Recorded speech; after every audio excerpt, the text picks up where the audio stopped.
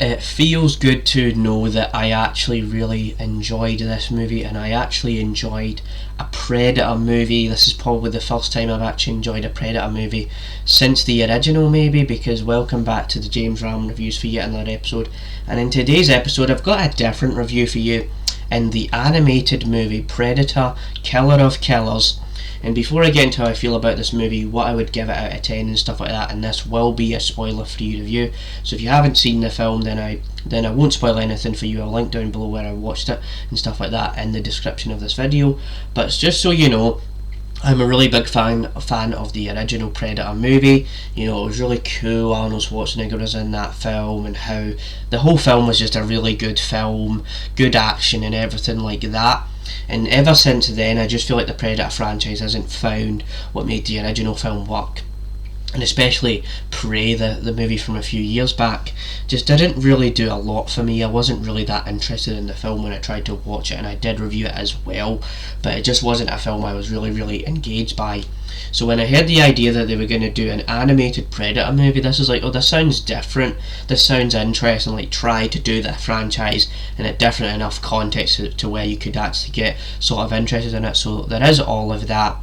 And so what you need to know about this movie, it's directed by the same director as Prey, but it is actually like an hour and a half ish, and it's split into 3 parts, technically 4. If you watch the movie you know what I'm talking about. But you've got this concept where you've got a historical kind of epic scenario where you've got the Viking era, you've got the Japanese samurai era, and you've also got a World War II pilot era where there's these different characters, they're in these different scenarios and situations. The Predator shows up and does what the Predator does best, and so there is all of that. And so what I'm going to say about this one is that it sort of surprised me in a way, because the Predator franchise, like I said, it hasn't really delivered the experience it used to have with the original movie. But with this movie, it finds a way to try something so different and unique that I actually just appreciate what I was watching. Now, it's not a masterpiece by any stretch of the imagination. There's a few times where it is predictable because you know what the Predator is like at this point. But what I will say is the animation is actually pretty decent in this movie, because it's the way the art style looks and how it looks in different times in history and things and all of that, and how detailed it gets with all of the blood action.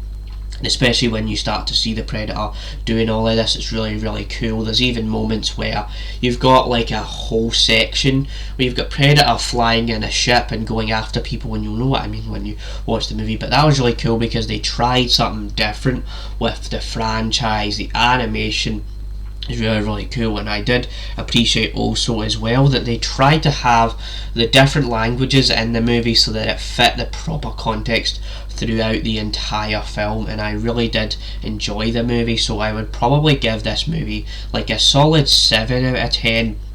Like, I prefer this to Prey. It does it better, and I think that, you know, Dan Trachtenberg should be looking to do more movies like this, because it just shows that you can do a lot more with the Predator franchise, and definitely you can do all of that. So this, there's not really much else I can say about the film. Like, it's just a really enjoyable, entertaining watch. If you're looking for something to watch, this is one to go for. But I wouldn't say it's like the greatest thing ever made.